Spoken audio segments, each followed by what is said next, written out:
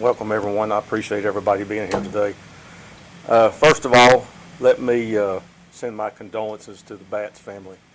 Anytime anybody passes away, whether it be within our facility, outside our facility, that's a sad situation. So I send my condolences to that family. I'm holding this press conference about the former inmate, which is Mr. Batts. And many of you reported last week that David Batts' cause of death was meningitis.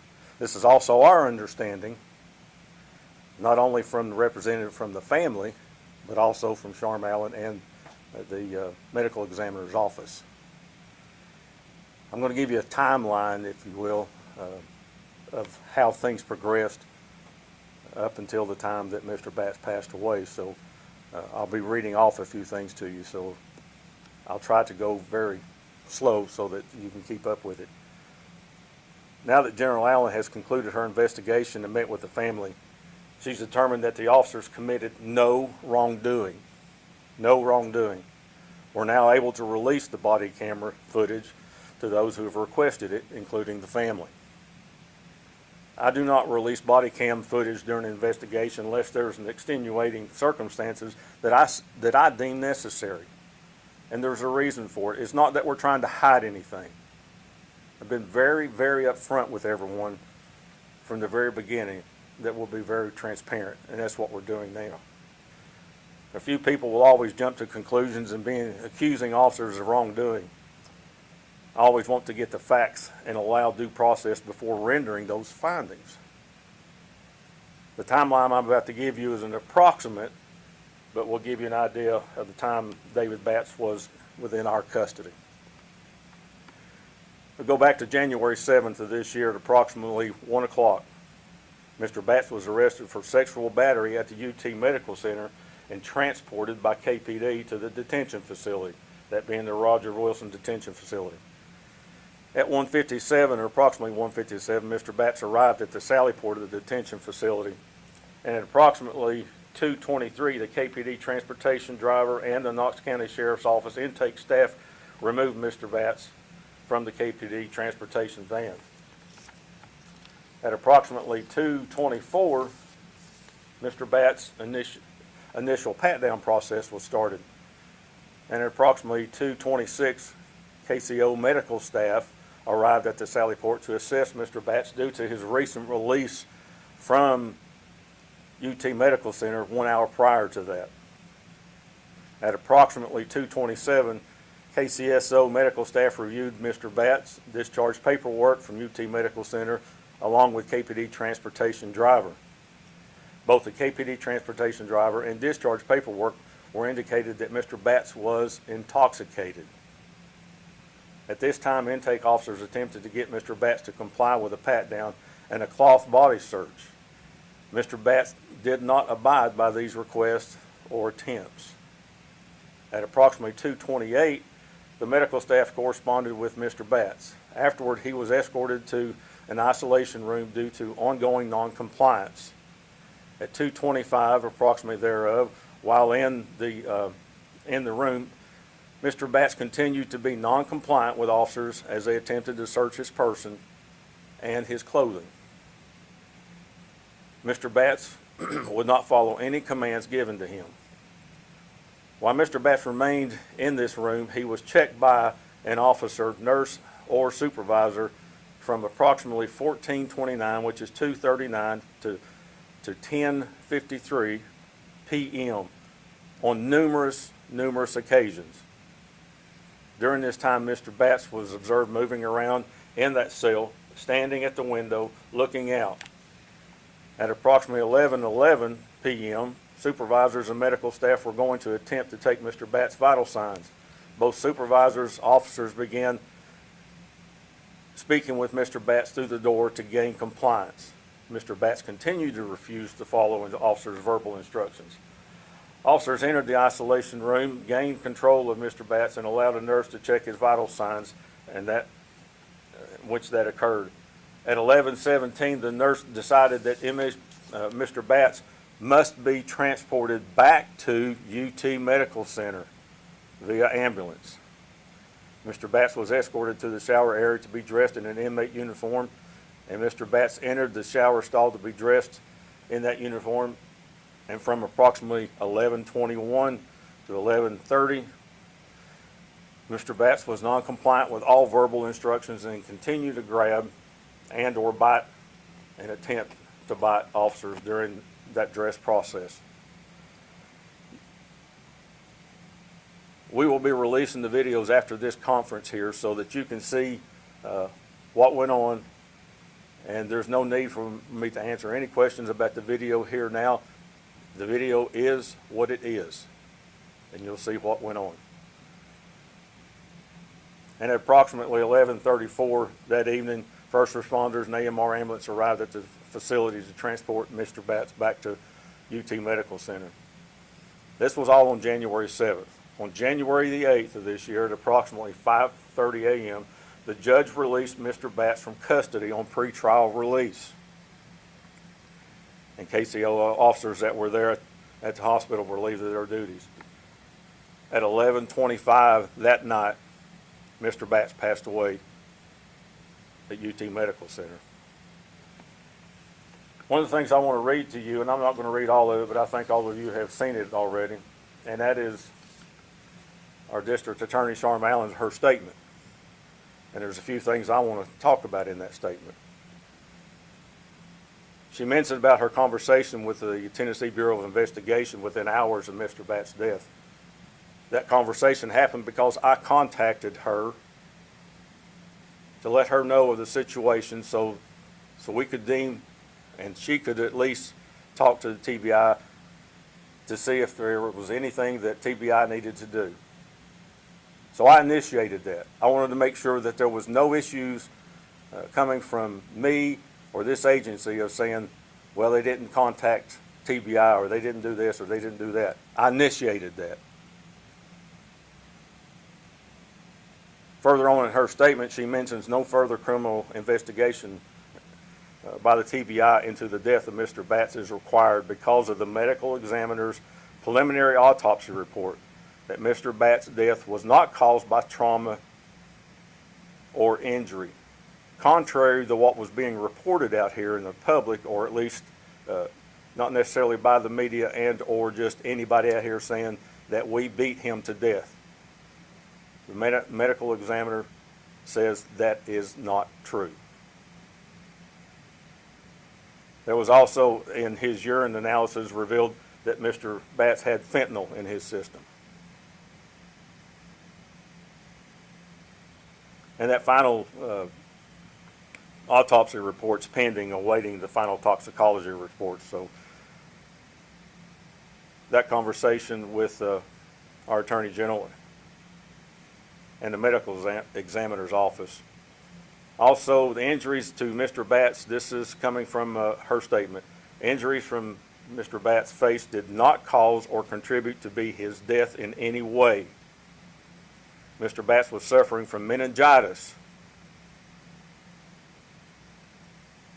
And she also said, based on her review of the involved responded to Mr. Batts' assaultive and resistive behavior were appropriate force under the circumstances. Accordingly, she has determined that criminal prosecution based on Mr. Batts' injuries is not supported by the evidence, which you will see when you see on the videos.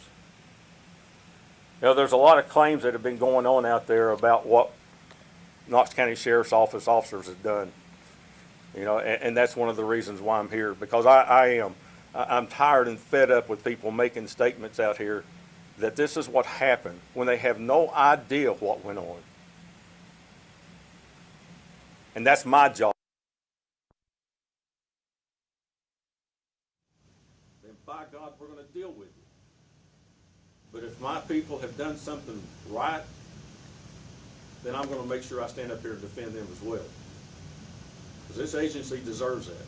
The public out here deserves to make sure that I'm transparent with you all. And I'm going to make sure that we do. Yeah, is Sheriff Tom Spangler upset? You're damn right I am. because there's a lot of accusations going on out there that just are not true. And these men and women that working within our facility to do the things that they do and put up with some of the things that that they have to put up with. I hear a lot of people out here in our public say, Sheriff, I wouldn't do their job. Now, I can understand why. Because it is tough. It's tough on them. It's tough that they have to go home and know that they put hands on somebody that later passes away, not due to their actions.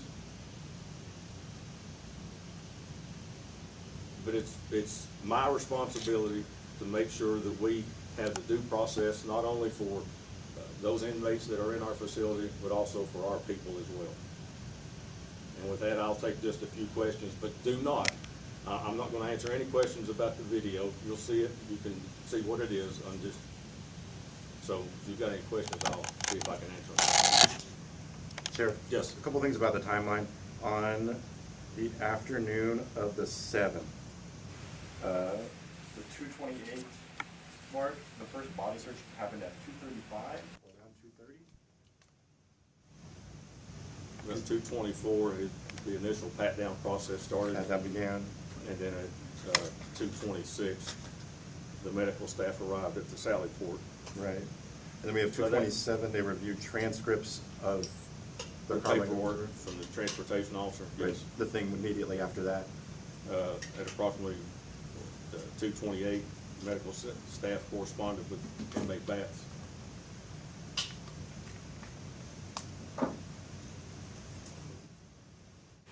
Obviously, just a minute later.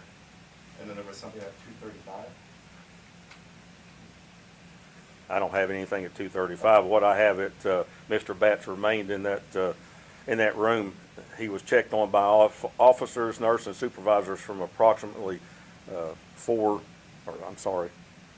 2:39 to 22, which is 10:53 on numerous He was occasions. in a cell by himself. Yes.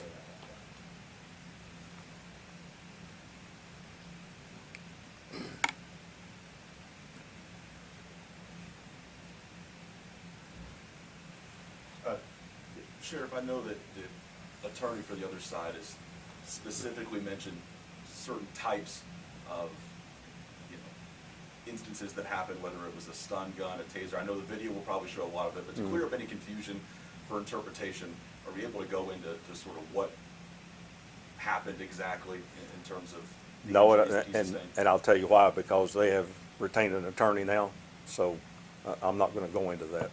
Yeah, we've already talked about that. We're not going to talk about the event itself due to the potential of litigation. They have multiple attorneys. And this is Houston Havasu, my counsel. So what's next for you guys here? Will you release the video and then is it litigation? You guys have to wait and see? Well, we obviously, if they've retained an attorney, they're more than likely they're going to be some sort of lawsuit, litigation, or whatever. So we will continue on with business. We'll continue not only taking care of the inmates that are at our facility, but also our community out here as well. So that's not going to stop. Yes, Was he tested for meningitis while he was at the hospital or in custody, and were officers or medical staff tested for it afterward? we have no idea because at least in the very beginning, we just found that out after he'd gotten back to the hospital. So we don't know if the hospital checked him the first time. We have no idea. Sheriff, are you able to speak to jail staff's training about restraint and escalation of restraint techniques? Sure. I mean, they're trained in that. When they come in, they have their annual training as well. So de-escalation is involved. But I think when you see within the video, you'll understand what went on. Sheriff, I know that obviously no wrongdoing was found by the district attorney's office, but is there any lessons or takeaways that you can personally find from something like this? You know, I mentioned it earlier. It's always sad that if anybody's been in our facility or something and whatever, later they pass away and somebody said, well, what happened while they were in jail? Those are things that are really difficult for me to grasp because we're always, or some people are always looking for someone or something to blame for that. And I guess the other thing too is, as I mentioned, let's get the facts first. before we start accusing people of, I think what was put out there was that we beat him to death. That did not happen, period. And I guess that's why you see my demeanor the way it is, because when you get accused of things like that, and you know it's wrong. If we had been wrong, I'd be standing up here telling you we did wrong. Just clarifying, you're still waiting results of the final autopsy, is that correct? That's correct, yeah. But that preliminary came from them, and they're waiting on the toxicology, so that's what they're waiting on. Sheriff, 2025 started with both this incident and the death of 18-year-old Davon St. Germain. There are community members who probably simply aren't going to believe their guys' side of the story. Some of them might even be at county commission tonight to present a petition Sure. that they've signed, among other things. What do you have to say to those who aren't going to hear you out right now? I can only tell the truth. That's all I can do. I can tell you the truth. If it doesn't fit your narrative, I'm sorry. Do you think there's any room for reassessment of the department's body cam policies? There's always room for that, yes. And that's already in the process. Can you elaborate? No, I just did. I don't mean that bad. I did elaborate, and I'm looking into that, so taking care of it. Anything else? Sheriff, is there any, this might even be just my own ignorance, but is there any good data that we could find about how jail staff are trained and policies and procedures after the county exam? Well, this is a man who's defended people in the past as well, and so we know that the training, that they get that de-escalation training, it's a mandatory thing, it's not a voluntary thing. They get that in the very beginning, they get it periodically, so that training is in our policies. Anything else? Well, thank you all for coming, I appreciate it. Thank you.